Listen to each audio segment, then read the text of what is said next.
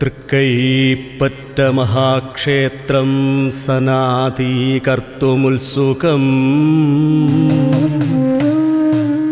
സച്ചിദാനന്ദരൂപം തം സുബ്രഹ്മണ്യമുപാസ്മഹേ.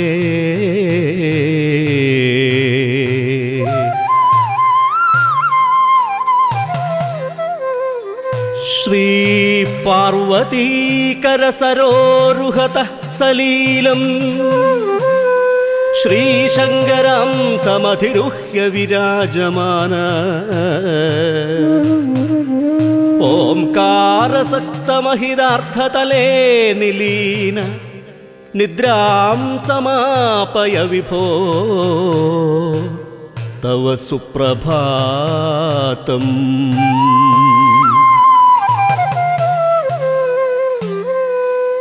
പ്രസ്താര്യ പിഞ്ചനിചയം നയനാഭിരാമം നൃത്യേ നിമഗ്നഹൃതയോ ഭവതോ മയൂര ഹൃദ്യം സ്വകീയ പദസഞ്ചലനം കരോതി നിദ്രാം സമാപയ വിഭോ തവ സുപ്രഭാതം.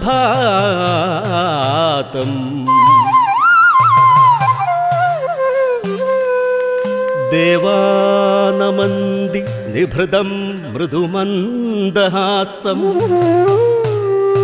ദ്രഷ്ടും ഭവൻ മുഖസരോരുഹ സംപ്രസൂതം. ഉന്മീല്യ നേത്രയുഗളം ദയയാ കുരുഷ്വ നിർമാല്യ ദർശനമുദം തവ സുപ്രഭാതം.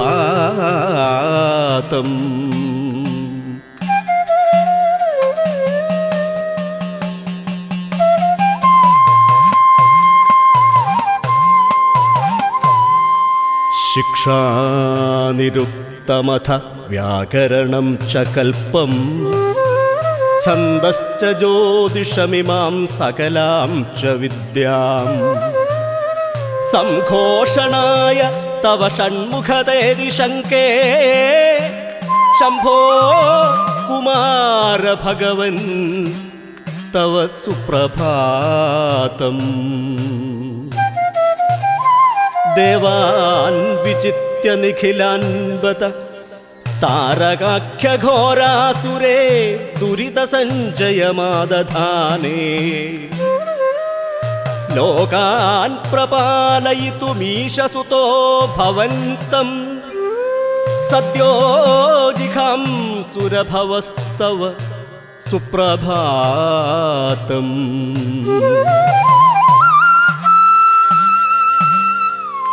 ജാജ്വല്യമാന വരകാന്തിയുതൈസ്തുരത്നൈരാപൂര്യമാണമകുടം കടിബദ്ധ കാഞ്ചീ സൗവർണകങ്കണമതോകളശോഭിഹാരം സന്ദർശയൻ ഭവ ഭവോദ്ഭവ സുപ്രഭാതം.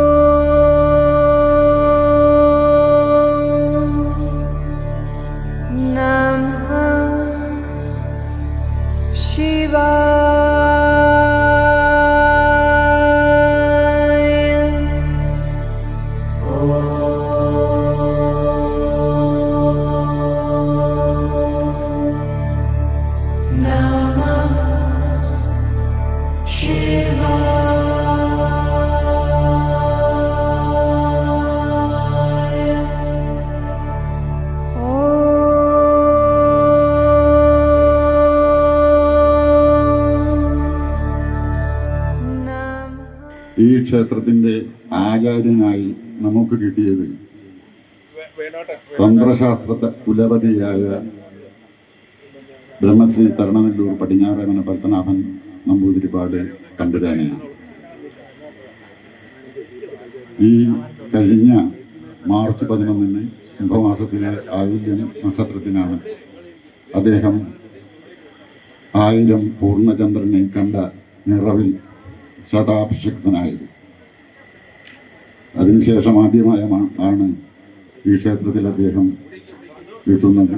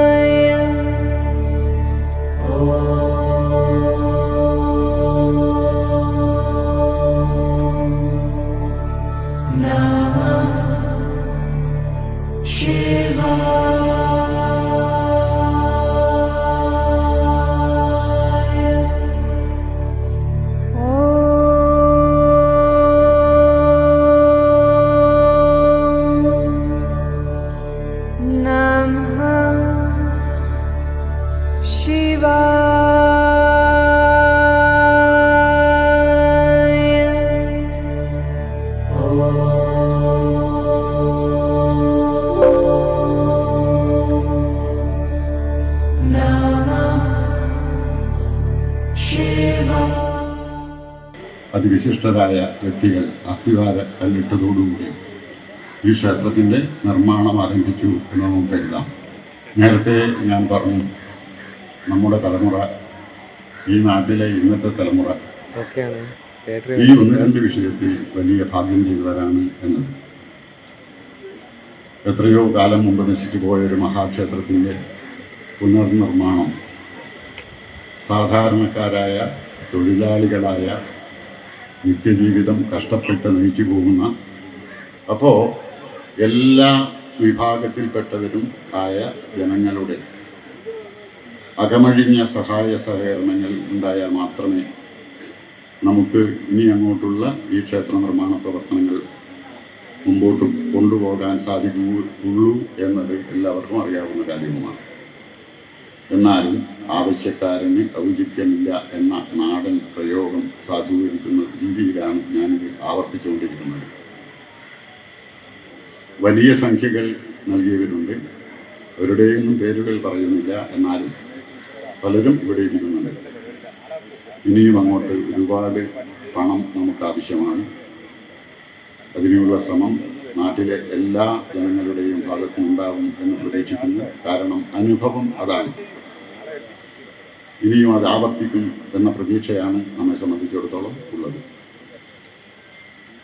ഇവിടെ അതിവിശിഷ്ടമായ ഒരു ചെറിയ ഒരു കർമ്മം ഇവിടെ സ്റ്റേജിനടുത്ത് വെച്ച് നടന്നു. അത് ഈ ക്ഷേത്രത്തിൻ്റെ തന്ത്രി എന്ന് പറയുന്നതിലുപരി കേരളത്തിലെ ഏറ്റവും പ്രധാനപ്പെട്ട ക്ഷേത്രങ്ങളിലൊന്നായ തൃപ്രയാർ ശ്രീരാമസ്വാമി ക്ഷേത്രത്തിൻ്റെ തന്ത്രി ബ്രഹ്മശ്രീ തരണനെല്ലൂർ പടിഞ്ഞാറേമന പത്മനാഭൻ നമ്പൂതിരിപ്പാട് തമ്പുരാൻ ഇവിടെ നമുക്ക് മുമ്പിൽ ഇരിക്കുന്നു എന്നുള്ളതാണ് നമുക്ക് ഏറെ സന്തോഷകരമായ കാര്യം. അദ്ദേഹത്തിൻ്റെ ശതാഭിഷേകം കുറച്ച് ദിവസങ്ങൾ മുമ്പാണ് നടന്നിട്ടുണ്ടായിരുന്നത്. കോഴിക്കോട് നിന്ന് ഈ ക്ഷേത്രവുമായി ബന്ധപ്പെട്ട് 10-12 പേർക്ക് മാത്രമേ അതിൽ പങ്കെടുക്കാൻ സാധിച്ചിട്ടുള്ളൂ.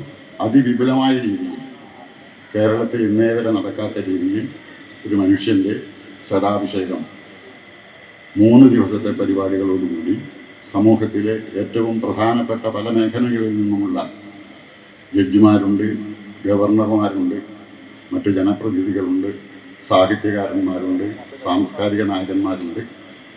അങ്ങനെ പലരും പല കലാപരിപാടികളോടെ 3 ദിവസം നീണ്ടുനിന്ന പരിപാടിയോടുകൂടി 3-ാമത്തെ ദിവസം പിറന്നാൾ ദിവസം കുംഭമാസത്തിലെ ആയില്യന്നാൽ ഗംഭീരമായ സദ്യയോടുകൂടി ആയിരക്കണക്കിന് പേർ പങ്കെടുത്തൊരു പരിപാടിയായിരുന്നു നടന്നത്.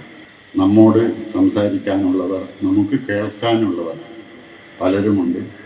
അവരുടെ മുമ്പിൽ ഞാൻ ഇനി സമയം അപഹരിക്കുന്നില്ല. ഏതായാലും 12 മണി വരെ നമുക്ക് സമയമുണ്ട്. 12 മണിക്ക് ഭക്ഷണം റെഡിയാവും. അത് കഴിച്ച് എല്ലാവരും പോകാൻ പാടുള്ളൂ. ഞാൻ ദീർഘിക്കുന്നില്ല. നിങ്ങൾക്കേവർക്കും ആത്മാർത്ഥമായി സ്നേഹത്തോടെ ആദരവോടെ ഒരിക്കൽ കൂടി കൃതജ്ഞത പ്രകാശിപ്പിക്കുകയാണ്. കൃതജ്ഞതാ പ്രകടനമല്ല ഇത് ഇതുമായി ബന്ധപ്പെട്ട ഒരാളെന്ന നിലയിൽ എല്ലാവരെയും കണ്ടപ്പോഴുള്ള സന്തോഷം കൊണ്ട് ചടങ്ങ് നന്നായി എന്ന് തോന്നിയതുകൊണ്ടുള്ള കൃതജ്ഞതാ പ്രകടനമാണ്. ഇവിടെ വിശിഷ്ട വ്യക്തികൾ വന്നവർ നിങ്ങളോട് സംസാരിക്കാനുണ്ട്. ഞാൻ എൻ്റെ വാർത്തകൾ നടത്തുന്നു. നമസ്കാരം. ഓം സുബ്രഹ്മണ്യായ നമഃ. ഓം നമഃ ശിവായ. ഇവിടെ ഈ ക്ഷേത്രം അതിൻ്റെ നിർമ്മാണം ആരംഭിക്കുന്നതിന് മുമ്പ് ഇവിടെ വരുവാനുള്ള ഒരു സാഹചര്യം ഉണ്ടായിട്ടുണ്ട്.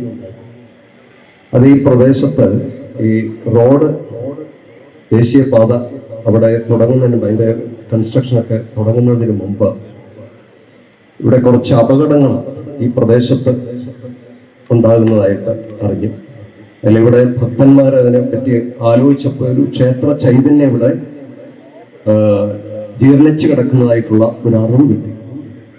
അപ്പൊ അതിന് പരിഹാരം ആലോചിച്ചുകൊണ്ട് ഇവിടുത്തെ സമിതി അംഗങ്ങൾ എല്ലാവരും കൂടി ആലോചിക്കുന്ന സമയത്ത് ഇവിടെ ഒരു നാമജപം നടക്കണം എന്ന ഒരു ലക്ഷ്യം അതിന് തയ്യാറായി എല്ലാവരും. അതാണ് അതിന് പരിഹാരമായിട്ട് കണ്ടത്. അങ്ങനെ ആ ഒരു യോഗത്തിൽ ആദ്യമായിട്ട് ഇവിടുത്തെ ആ ദേവതാനുഗ്രഹം കൊണ്ട് വരുവാനും സംബന്ധിക്കുവാനും സാധിച്ചു എന്നുള്ളത് എന്തോ ഒരു ഈശ്വര നിയോഗം പോലെ എനിക്ക് തോന്നുന്നു. ഏതായാലും വളരെ സന്തോഷമുണ്ട്. ഈ ഒരു ക്ഷേത്രം ഇന്ന് എനിക്ക് തോന്നുന്നു നമ്മുടെ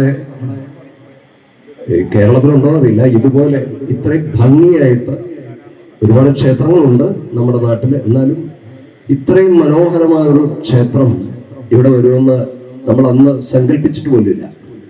അത്ര ശില്പകലയിൽ വളരെ ചാതുര്യമുള്ള സമർത്ഥന്മാരായ ആൾക്കാർ ഇവിടെ കൊണ്ടുവന്നിട്ട് ഈ ഒരു ക്ഷേത്രം ഇവിടെ ഉയർന്നു വരുന്നു എന്നുള്ളത് വളരെ സന്തോഷകരമായ ഒന്നായിട്ട് അനുഭവപ്പെടുന്നു. കാരണം നമ്മുടെ ഈ നാട്ടില് നമ്മുടെ ഈ ഭാരതത്തിന്റെ ആധ്യാത്മികതയുടെ അതാണ് അതിന്റെ ഏറ്റവും വലിയ നട്ടൽ, ആധ്യാത്മികതയാണ്. ഇപ്പൊ നമ്മുടെ സമൂഹത്തിന്റെ മുഴുവൻ പുരോഗതി കേന്ദ്രീകരിച്ചിരിക്കുന്ന ക്ഷേത്രത്തെ ചുറ്റിപ്പറ്റി. ഇപ്പൊ തിരുവനന്തപുരം മുതല് കാശ്മീർ ഭാഗം വരെ നമ്മൾ എടുത്തു നോക്കിയാൽ ഇവിടുത്തെ നഗര വികസനങ്ങളെല്ലാം ഉണ്ടായിട്ടുള്ളത് ക്ഷേത്രങ്ങളെ ചുറ്റിപ്പറ്റിയാണ്. തിരുവനന്തപുരം അനന്തപത്മനാഭസ്വാമി ക്ഷേത്രം എടുത്താലും അങ്ങനെ ഓരോ ക്ഷേത്രങ്ങൾ എടുത്താലും ആ നഗരം മുഴുവൻ രൂപം കൊണ്ടത് ക്ഷേത്രത്തെ ചുറ്റിപ്പറ്റിയിട്ടാണ്. ഒരു ക്ഷേത്രം വരുമ്പോ അത് ജനങ്ങളുടെ സമൂഹത്തിന്റെ മൊത്തം ഭൗതികവും ആധ്യാത്മികവുമായ ഐശ്വര്യവും ഉണർവും ഉണ്ടാകുകയാണ്. മാത്രമല്ല സദാചാര മൂല്യങ്ങൾ ഉൾക്കൊള്ളുന്ന ഒരു ജനതയെ നിർമ്മിക്കുവാൻ ക്ഷേത്രത്തിന് പ്രത്യേക ശക്തി വിശേഷം തന്നെയാണ്. ഈ ഒരു സാഹചര്യത്തിൽ ഈ ക്ഷേത്രം ഇവിടെ പ്രത്യേകിച്ച് സ്കന്ദന്റെയും അതുപോലെ ശിവചൈതന്യവും ദേവീ ചൈതന്യവും നിറഞ്ഞു നിൽക്കുന്ന ഈ ഒരു പ്രദേശം ഡെവലപ്പ് ചെയ്ത് വരുമ്പോൾ ഇത് പൂർത്തീകരിക്കുന്ന ചുറ്റും എല്ലാം അതിൻ്റെതായ മാറ്റം വന്നു തുടങ്ങും. യാതൊരു സംശയമില്ല. ഇപ്പൊ തന്നെ ഇത്ര മാറ്റം ഈ പ്രദേശത്ത് വന്നു. അപ്പൊ തീർച്ചയായിട്ടും വലിയൊരു മാറ്റം കൊണ്ടുവരാൻ ഒരു ക്ഷേത്രം കൊണ്ട് സാധിക്കും എന്നുള്ളതിന് യാതൊരു സംശയമില്ല. അതുപോലെ ഒരു സമൂഹത്തെ മുഴുവൻ സദാചാര മൂല്യങ്ങൾ ഉൾക്കൊള്ളുന്ന ഒരു ജനതയാക്കി മാറ്റുവാനും അതിന് സാധിക്കും. ആ ക്ഷേത്രത്തിന്റെ യന്ത്രം അതൊരു യന്ത്രമാണ്. അത് വേണ്ട വിധത്തിൽ പ്രവർത്തിച്ചു കഴിഞ്ഞാൽ സമൂഹ മനസ്സാക്ഷിയെ അതിന്റെ നന്മയിലേക്ക് തിരിച്ചുവിടാൻ ക്ഷേത്രത്തിന് സാധിക്കും. അതുകൊണ്ടാണ് ക്ഷേത്രത്തിന് ഇത്രയും പ്രാധാന്യം കൊടുത്തിട്ടുള്ളത്. ഇവിടെ എല്ലാ മഹാത്മാക്കളും ക്ഷേത്രം നിർമ്മിച്ചിട്ടുണ്ട്. ശങ്കരാചാര്യ പോലും അദ്വൈത വേദാന്തമാണ് പറഞ്ഞെങ്കിലും അദ്ദേഹം ഒരുപാട് പ്രതിഷ്ഠകൾ നിർവഹിച്ചു. ശ്രീനാരായണ ഗുരുദേവൻ പ്രതിഷ്ഠ നിർവഹിച്ചു. അതുപോലെ ലോകാരാധ്യായ അമ്മ പ്രതിഷ്ഠ നിർവഹിച്ചു. ബ്രഹ്മസ്ഥാനം ക്ഷേത്രങ്ങൾ. ഈ ക്ഷേത്രങ്ങളെല്ലാം നമ്മുടെ മനുഷ്യ രാശിയുടെ നന്മയെ ഉദ്ദേശിച്ച് ചെയ്തിട്ടുള്ളതാണ്. തീർച്ചയായിട്ടും ഇത് എത്രയും വേഗം ഈ ക്ഷേത്ര നിർമ്മാണം ദേവതാനുഗ്രഹം കൊണ്ട് പൂർത്തീകരിക്കുവാനും അതുപോലെ ഈ സമൂഹത്തിന് മുഴുവൻ ഐശ്വര്യവും അഭിവൃദ്ധിയും പ്രദാനം ചെയ്യുവാനും ഈ ക്ഷേത്രങ്ങൾക്ക് കഴിയട്ടെ. ദേവതാ ചൈതന്യം എല്ലാവരെയും അനുഗ്രഹിക്കട്ടെ എന്ന ഈ അവസരത്തിൽ പ്രാർത്ഥിക്കുന്നു. എല്ലാവർക്കും നന്ദി, നമസ്കാരം, സന്തോഷം. വലിയൊരു മുഹൂർത്തത്തിന് നമ്മൾ സാക്ഷ്യം വഹിച്ചു കഴിഞ്ഞു.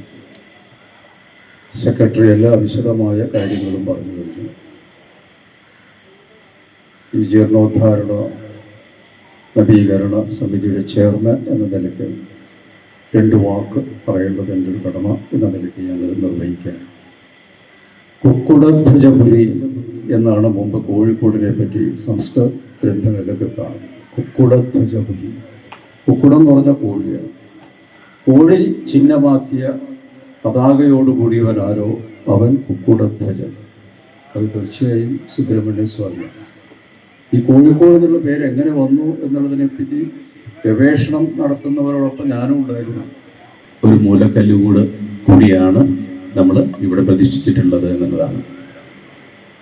ഈ ക്ഷേത്രത്തിൻ്റെ പ്രവർത്തനവുമായി ബന്ധപ്പെട്ട് കുറച്ച് കാര്യങ്ങളൊക്കെ എനിക്ക് അറിയുന്നത് ഇവിടെ പ്രശാന്തി ആയിട്ടുള്ള ആ ബന്ധം കൊണ്ടാണ് 2-3 വർഷം മുമ്പ് ഇവിടെ വരാനുള്ളൊരു ഭാഗ്യം ഉണ്ടായി. അന്ന് പ്രതിഷ്ഠ നടന്നിട്ടില്ല. അതുകൊണ്ട് അതിൻ്റെ ഉള്ളിലൊക്കെ ഒന്ന് കയറി പോവാൻ ഒന്ന് നോക്കാനുള്ള ഒരു ഭാഗ്യം കൂടി ഉണ്ടായിരുന്നു.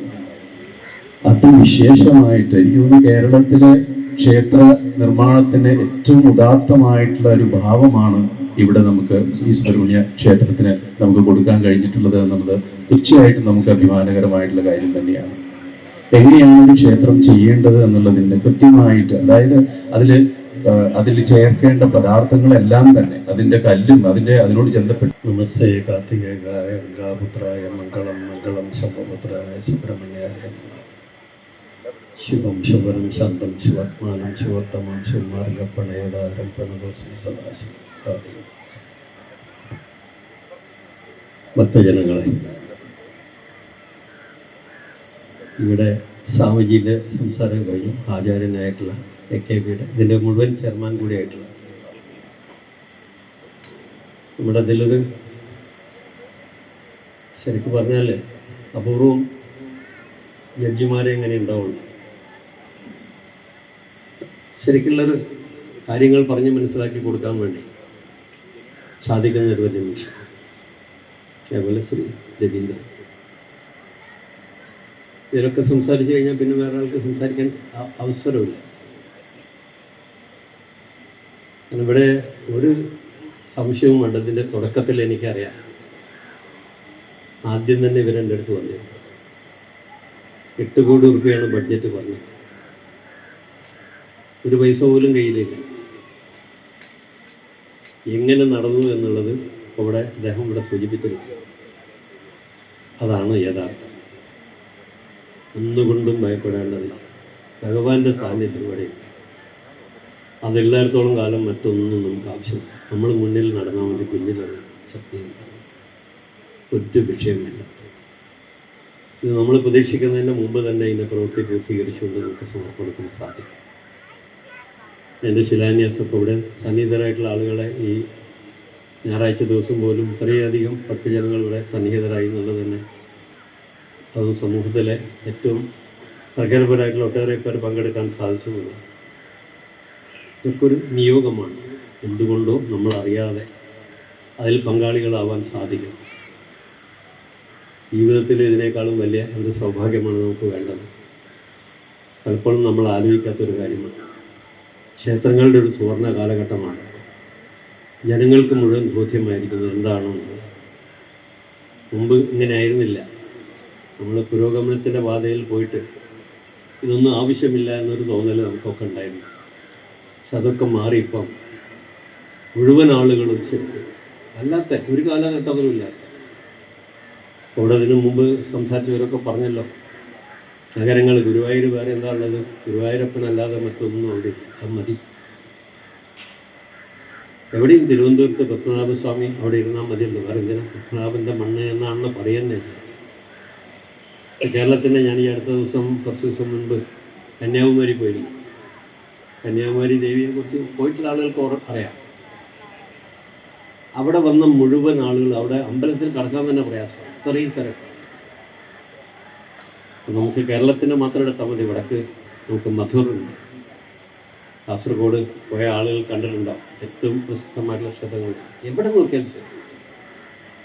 ക്ഷേത്രങ്ങളുടെ ഏറ്റവും സുവർണ കാലഘട്ടം നമുക്ക് ബോധ്യം വന്നതിൻ്റെ ഭാഗമായിട്ട് ആരും ഒന്നും പറഞ്ഞിട്ടല്ല.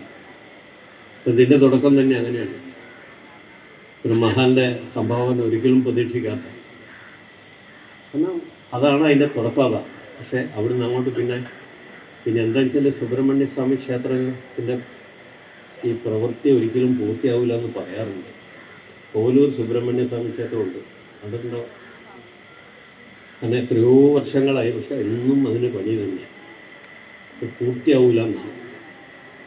അത് നമ്മൾ ആഗ്രഹിച്ച മാതിരി ആവില്ല, അതാണ്, അത്രയേ ഉള്ളൂ.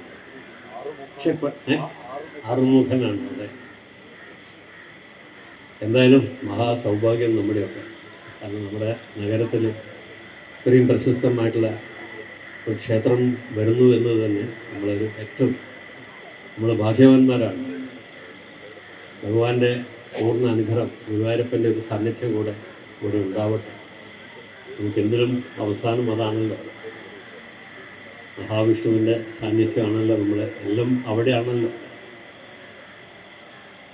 നമുക്കറിയാലോ, ഗോവിന്ദ ഗോവിന്ദ ഗോവിന്ദ എന്നാണ് നമ്മൾ അവസാനം എല്ലാത്തിലും നമ്മൾ പറയുന്നത്. എല്ലാവർക്കും ഭഗവാന്റെ പൂർണ്ണ അനുഗ്രഹം ഉണ്ടാവട്ടെ. ആയുസ്സും ആരോഗ്യം ഐശ്വര്യവും ഒക്കെ നമുക്ക് ലഭിക്കുമാറാകട്ടെ എന്ന് പ്രാർത്ഥിച്ചുകൊണ്ട് ബന്ധമാക്കുന്നു. എനിക്കിവിടെ പറയാനുള്ള പ്രധാനപ്പെട്ട ഒരു കാര്യം എന്താണെന്ന് പറഞ്ഞു കഴിഞ്ഞാൽ, സാധാരണ നമ്മുടെ ഏത് ക്ഷേത്രങ്ങൾ നിൽപ്പിക്കുമ്പോഴും സാധാരണ നമ്മുടെ ചെറുപ്പക്കാരൊക്കെ പിന്നോട്ട് മാറി നിൽക്കും. ഇവിടെ എല്ലാ ആൾക്കാരും മുമ്പോട്ട് വന്നിരിക്കുകയാണ്. പിന്നെ പ്രധാനപ്പെട്ട ഒരു കാര്യം, നമ്മൾ പല ക്ഷേത്രങ്ങളും കണ്ടിരിക്കുന്നത് പഴനി ക്ഷേത്രമായാലും ഗുരുവായൂർ ക്ഷേത്രമായാലും പത്മനാഭസ്വാമി ക്ഷേത്രങ്ങളിലും ഒരു കാലഘട്ടത്തിന് മുമ്പേ വന്നിരിക്കുന്ന ക്ഷേത്രങ്ങളാണ്. ഇന്ന് നമ്മുടെ തലമുറയിൽ 21-ാം നൂറ്റാണ്ടിൽ വരുന്ന ഈ മഹാക്ഷേത്രം നമ്മുടെ മഹാഭാഗ്യം എന്താണ് എന്നുള്ള കാര്യങ്ങൾ പറഞ്ഞറിയിക്കാൻ പറ്റില്ല. അത് നമുക്ക് അനുഭവിച്ചറിയാൻ പറ്റുന്നൊരു മഹാഭാഗ്യമാണ്. നമ്മുടെ തലമുറ അല്ലെങ്കിൽ എൻ്റെ തലമുറ എത്ര കാലം ഉണ്ടായിരിക്കും എന്നുള്ള കാര്യങ്ങൾ എനിക്ക് പറയാൻ പറ്റില്ല. പക്ഷേ എന്ത് തന്നെയായാലും ഇവിടുത്തെ ചെറുപ്പക്കാർക്ക്, ഇവിടുത്തെ ഇനി വരുന്ന തലമുറകൾക്ക് ഒരു മഹാഭാഗ്യമായിരിക്കുന്ന ഒരു പ്രദേശമായിരിക്കും നമ്മുടെ കോഴിക്കോട് എന്ന് പറഞ്ഞറിയിക്കേണ്ട കാര്യമില്ല. ഇതിൻ്റെ പരിപാടിയുടെ ആദ്യത്തെ നമ്മുടെ മഹാക്ഷേത്രത്തിൽ ചെറിയ രൂപത്തിലെങ്കിലും എനിക്ക് പങ്കെടുക്കാൻ സാധിച്ചിട്ടുണ്ട്. അതും വലിയൊരു മഹാഭാഗ്യമായി കണക്കാക്കുന്നു. ഇതിൻ്റെ എല്ലാവർക്കും, ഇതിൻ്റെ പിന്നിൽ പ്രവർത്തിക്കുന്ന എല്ലാവർക്കും, ഇനി ഇതിലേക്ക് വേണ്ടുന്ന എല്ലാ സൗകര്യങ്ങൾ ചെയ്യേണ്ടവർക്കുമായിട്ട് ഞാൻ പ്രാർത്ഥിച്ചുകൊണ്ട് ഞാൻ എൻ്റെ വാക്കുകൾ ചുരുക്കുന്നു. നന്ദി, നമസ്കാരം. ഈ ക്ഷേത്രം അച്ഛൻ ദേവനെന്ന് വിളിച്ചു തുടങ്ങട്ടെ എന്ന് ഞാൻ ദേവനോട് അനുവാദം ചോദിക്കുകയാണ്. അദ്ദേഹത്തിൻ്റെ അച്ഛൻ ദേവനാണ്, നമ്മുടെ അച്ഛൻ ദേവനാവട്ടെ. അദ്ദേഹത്തിൻ്റെ ശ്രീകോവില് തുടങ്ങാൻ ആധാരശില സ്ഥാപിച്ചതോടുകൂടി ആ ശ്രീകോവില് ഉറച്ചിരിക്കട്ടെ. ആ ശില പോലെ നമ്മുടെ ഉള്ളിലും ഈ വിശ്വാസഭക്തി ആദരകൾ ഉറച്ചിരിക്കട്ടെ എന്ന് പ്രാർത്ഥിക്കുന്നു, ആശംസിക്കുന്നു. പിന്നെ ഈ ക്ഷേത്രത്തിൻ്റെ ഒരു പ്രത്യേകത എന്ന് പറഞ്ഞാൽ, ഈ സങ്കേതം ഇവിടെ ഉണ്ടായതിന് ശേഷം, അല്ലെങ്കിൽ ഉണ്ടാകണം, അല്ലെങ്കിൽ അങ്ങനെ ഒരു ചൈതന്യം ഇവിടെ ഉണ്ട് എന്ന് തിരിച്ചറിഞ്ഞതിന് ശേഷമാണ് ഈ നാടിന് മുഴുവൻ ഒരു ഐശ്വര്യം ഉണ്ടായത് എന്നുള്ളത് അനുക്തസിദ്ധമാണ്, നമുക്ക് അനുഭവസിദ്ധമാണ്. ഇതിനു മുമ്പ് ഞാൻ പറഞ്ഞപ്പോൾ ഒരു ബഹുമാന്യായ ആചാര്യൻ AKB ഒഴിച്ച് ബാക്കി ഇതിൻ്റെ സംഘാടകർ മുഴുവൻ സാധാരണ പച്ചയായ മനുഷ്യന്മാരാണ്. ശിവശന്തായാലും മുരളിയായാലും അജിയായാലും ആരായാലും എല്ലാവരും എന്നെപ്പോലെ ഒരു പച്ചയായ മനുഷ്യൻ. ആ മനുഷ്യരുടെ കൈകളിൽ ഈ സ്ഥാപനത്തിൻ്റെ, ഈ മഹാക്ഷേത്രത്തിൻ്റെ നിർമ്മാണവും അതിൻ്റെ പുനരുദ്ധാരണവും സാധ്യമാകുമോ എന്ന സംശയം സാധാരണക്കാരായ ജനങ്ങളിൽ ഒരു പക്ഷേ ഉണ്ടായെങ്കിലും ഇവരെയൊക്കെ ഈ ആലോചനയുമായി ബന്ധപ്പെട്ട് നിൽക്കുന്ന സമയത്തിന് എത്രയോ മുമ്പ് വ്യക്തിബന്ധമുള്ളത് കൊണ്ട് പൂർണ്ണ വിശ്വാസത്തോടു കൂടിയാണ് അതിനോട് സഹകരിക്കാനും അതിൻ്റെ ഭാഗമാകാനും മുന്നോട്ട് വന്നിട്ടുള്ളത്. അത്രയ്ക്ക് പച്ചയായ മനുഷ്യന്മാർക്ക് പോലും ഇത്തരം പുനരുദ്ധാരണ പ്രക്രിയയെ നമ്മെ ആത്മീയതയിലേക്ക് നയിക്കാൻ പ്രാപ്തമായ ഒരു സമൂഹത്തെ സൃഷ്ടിക്കുവാൻ കഴിയുന്ന ഭൗതിക സാഹചര്യം ഉണ്ടാക്കിത്തരാനും കഴിയും എന്നതാണ് ഈ ക്ഷേത്ര നിർമ്മാണത്തിൻ്റെ പ്രവർത്തനത്തെ പിറകോട്ടൊന്ന് നോക്കിയാൽ നമുക്ക് വിലയിരുത്താൻ കഴിയുക.